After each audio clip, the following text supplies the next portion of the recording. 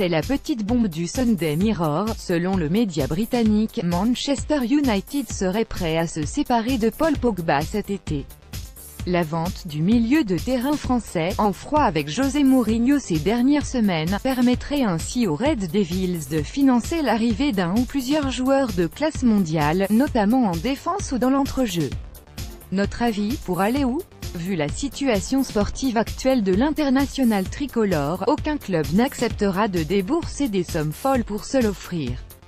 De toute façon, la pioche n'a pas seulement été recrutée pour son apport sur le terrain. Et il est encore trop tôt pour savoir si sa mauvaise passe est inquiétante. Milinković-Savić, autour de la Juventus cet été, Sergueï Milinković-Savić aura l'embarras du choix. Révélation de la Lazio Rome cette saison, l'international serbe serait désormais la cible de la Juventus.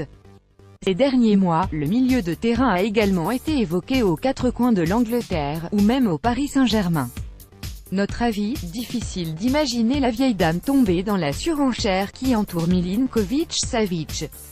Bataille de Manchester pour Boateng. Visiblement, le recrutement massif de joueurs à vocation défensive n'a toujours pas satisfait Pep Guardiola. Car à en croire The Sun, Manchester City serait prêt à concurrencer son voisin de United pour s'offrir Jérôme Boateng. Notre avis, City a tout ce qu'il faut en défense et n'a donc qu'une seule raison de se mêler à cette éventuelle négociation, faire payer le prix fort à son voisin de United. Jérôme Boateng de Pep Guardiola by FC Bayern Yeti Images, et guerre londonienne pour Oblak. Arsenal prépare la succession de Petr Cech. Et Chelsea cherche une solution pour combler un possible départ de Thibaut Courtois au Real Madrid.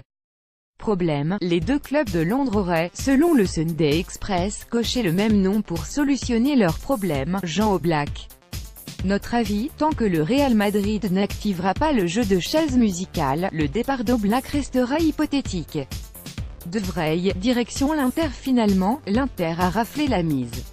Selon la Gazzetta dello Sport, le club lombard a sécurisé l'arrivée de Stéphane De Vrij cet été.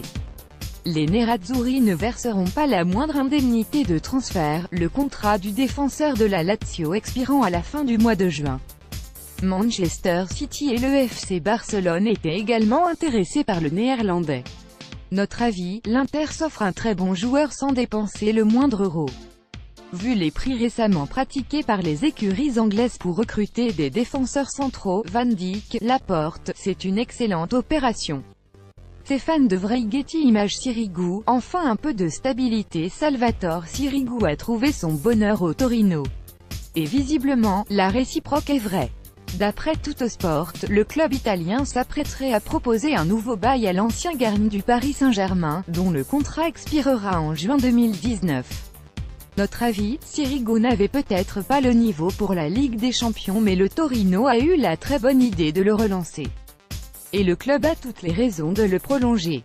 Retour vers le futur pour Glick. Avant de devenir l'un des meilleurs défenseurs de Ligue 1, Kamil Glick a laissé de très bons souvenirs au Torino, où il a évolué durant 5 saisons. À tel point que le club piémontais aurait renoué le contact avec l'entourage du Polonais pour évoquer un éventuel retour, comme l'affirme Tuttosport.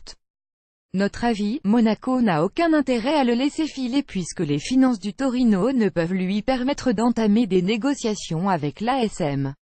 Et Glick n'a aucun intérêt à quitter le champion de France en titre pour le ventre mou de Serie